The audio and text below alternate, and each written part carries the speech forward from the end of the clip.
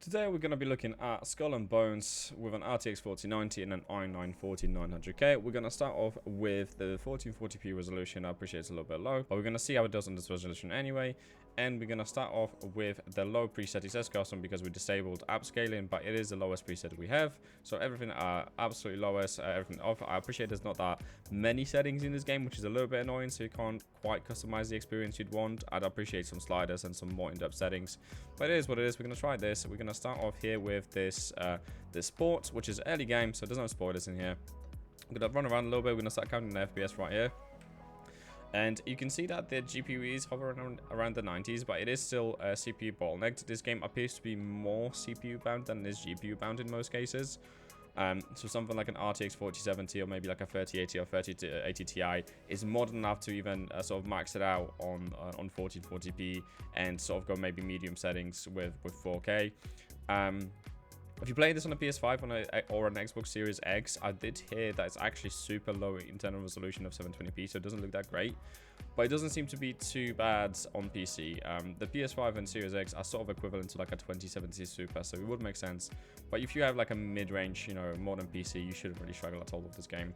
We're going to go out into C and see what FPS we can expect.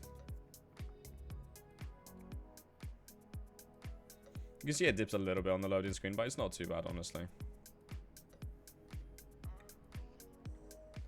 We've got nice and stormy weather as well, which is a little bit more intensive on the CPU side. So we should be able to get some nice 1% lows and stress out the system a little bit. You can see that the average is nice and high, 160, with current FPS of 190. This game is honestly not too bad. I mean, especially when you're out in the water sailing around. There's not an awful lot of details. There are some islands that are a little bit more demanding than others, and obviously if you get into combat, it drops a little bit. But you can see that now when we're going out into the open water, it's 200 FPS. It's fairly light on the GPU side. The only thing I say is that, like I said, you can push the CPU a little bit harder in some instances. So I would personally recommend something like maybe a Ryzen 7 5800X or an i9 10900K at the minimum. Ideally something from the 12th gen with the E-cores. It helps a little bit in this game. It doesn't start out an awful lot as well. So it's a fairly nice and solid experience. The game itself is not the most interesting, so I wouldn't really play it myself. I might do like a review of this product in the future, but for the time being, if I'm just reviewing the performance, it's actually not that bad. So before we sail back to the dock, we're actually going to try 1440p with the highest setting and ray tracing, just so I can showcase the sort of worst case scenario in terms of performance here. So we're going to keep it, like I said, at 1440p. We're just going to put the graphics quality to ultra high, which will basically turn everything up to the highest setting, and then we're going to go and turn off the TAA because it's actually going to try and upscale it from quality. So we're going to go native. We're going to keep everything at ultra high. We're going to apply this. It barely jumps with the VRAM, so it's not too demanding. You can definitely get away with like a 4070, which has 12 gigs, or even a 3080 from last gen, which has 10 gigs. You could probably bump up to 4K as well with medium settings. So we're going to try that. So this is ultra settings. We're going to reset our benchmark right here. And you can see like we've lost a reasonable amount of FPS, which dropped from sort of 190s to 130s, but it's still more than playable. And I do appreciate that a 4090 is a very expensive and powerful card, but this is sort of the ceiling of performance that you can expect with it, and then we're gonna scale down from there. So like I said, if you want to play at 40p, a 4070 is more than enough. You can probably get away with like a 4060 if you are willing to sacrifice some of the settings, especially the ray tracing. The global illumination doesn't look that amazing. You can see it's supposed to be water, but to be quite honest, a lot of it still uses screen space reflections, and it is not the best implementation I've seen. There's also upscalers that you can use. So if you're using 1440p, you can go to DLSS quality and it still looks fairly decent. But as you can see, it's not too demanding. We're going to dock the boat now. We're going to run around a little bit, and then we're going to sort of wrap it up with 1440p and then move on to 4K.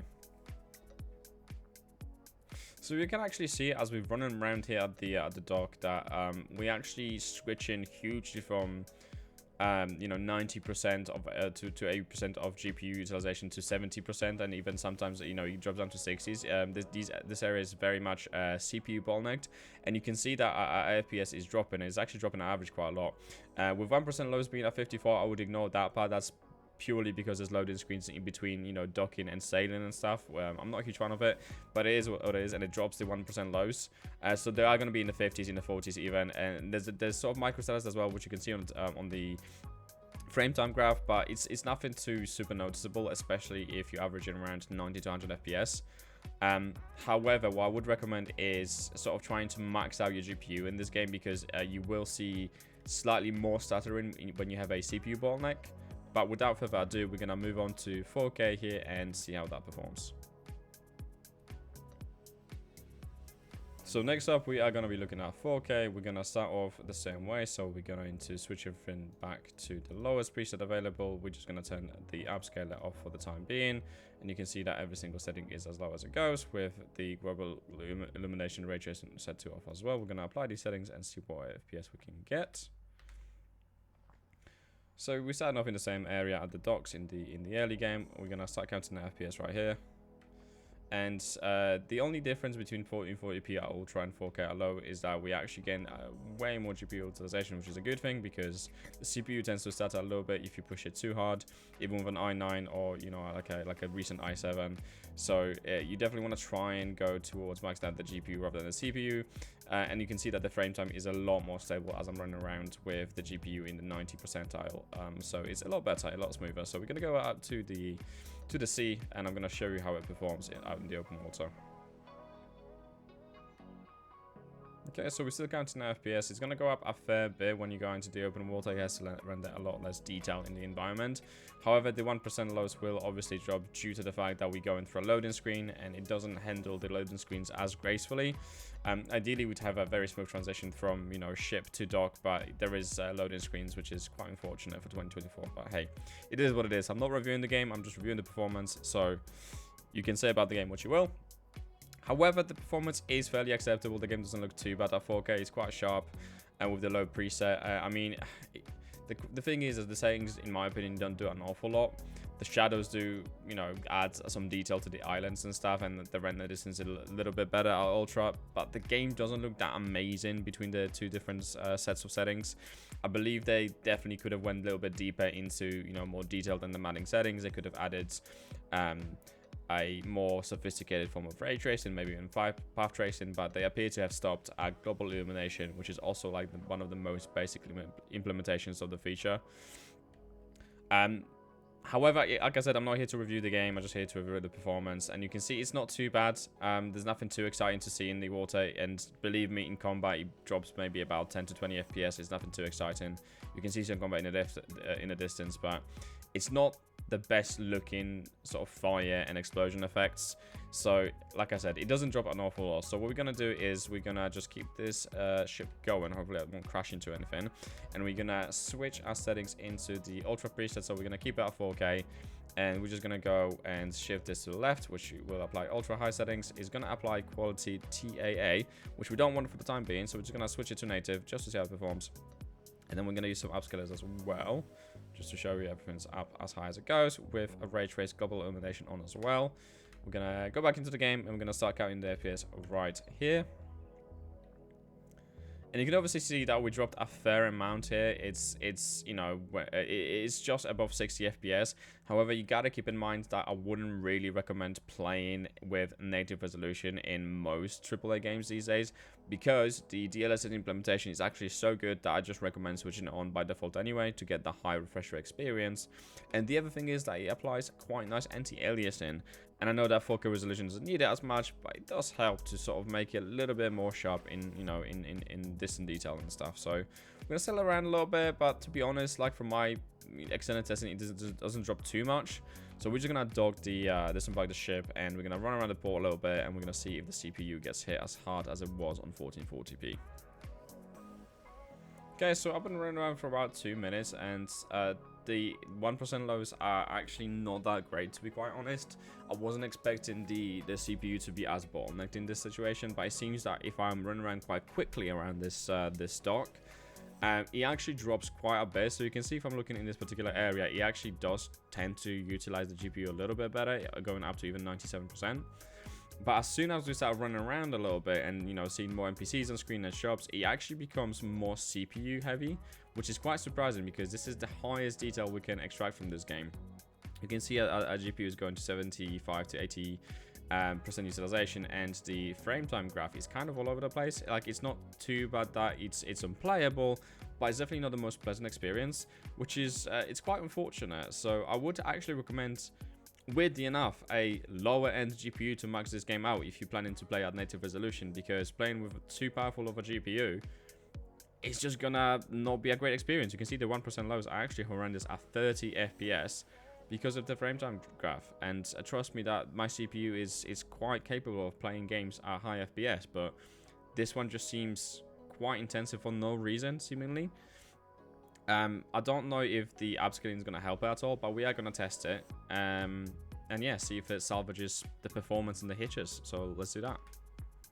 Okay, so we are going to keep the adaptive quality to off. I don't really like this setting. I'm not really sure how well it works. We're going to keep everything as high as it goes, and we're just going to apply DLSS at quality and see how that does, and see if we can maybe preserve some of those hitches. We are expecting high FPS, but I'm not quite sure whether the utilization is going to go up at all. We are at 96% in the menus, but let's see what happens when you go back into the game. Okay, I'm just going to let it settle for a little bit. Okay, so we've gained a few FPS, if that's... I mean, this is... To be quite honest, it's kind of the same experience. It doesn't look too bad with DLSS on quality. I feel like DLSS is doing an amazing job. It's a decent implementation. However, the game doesn't look too great, and I feel like it's very dull to look at, to be quite honest. And I think the performance graph is actually worse now, so that would kind of make sense because we free up some GPU resource due to the lower internal resolution. And now the frame time graph is actually very stuttery, and I'm actually starting to feel a lot of that static come through. So this is definitely not a way I would recommend playing this, and I'm not sure the FSR would actually help. I think the FSR would actually make it a little bit worse and not look as great. From my initial testing, FSR actually looks slightly worse than DLSS. It's not bad. It's actually pretty good. It's on par with sort of Alan Wake's 2 levels of FSR, but DLSS is still superior in this. And if you want to play at 4K with ultra settings at DLSS, you only need like a 4070 Super, I think, from my testing here. We're going to go out into the water. I'm not expecting an awful lot to change here, though. So let's just see what we actually get when we set sail. I'm not going to reset the graph. We're going to keep the average FPS and 1% lows as it is, because we were using the same resolution the entire time. So yeah, I feel like the 1% lows are going to stay absolutely atrocious at 30 FPS. Some of it is due to loading screens, but to be quite honest, I don't actually believe it's just the loading screens anymore. I believe it's just the performance of the game when it comes to, you know, sort of slightly more CPU demanding areas. We did get more FPS, so once we're in the open water, the GPU can actually stretch a little bit more and push a little bit harder, but it's nothing that impressive, to be quite honest. It's a DLSS at quality with ultra settings at 4K, and it's to be quite honest, it doesn't look that much better than it did with low settings. Yes, there's some more texture and some more sort of occlusion to islands, but I think the only way I can describe this game is very dull looking, to be quite honest. The averages are nice. The averages are a little bit higher. But overall, honestly, this game is less demanding than it seems. It kind of sucks on console these days. As I said, the consoles are kind of equivalent to like a 2070 Super-ish performance, both the PS5 and Series X. But if you have a 4070, or even if you have like a 3070, you can probably get decent performance out of it. And next week, I'm going to be dropping a video of me playing this game on a 3070 with a 5900X. So you would like to see that, how it performs, and whether it's actually worth getting. If you looking, you know, how the game actually runs on a 3070, stay tuned, and I'll be posting that video next week. But until further ado, if you're playing this game, I hope you're enjoying it. You know, each to their own. I'll probably be leaving this game behind as soon as I run out of my trial period. I did not purchase this game.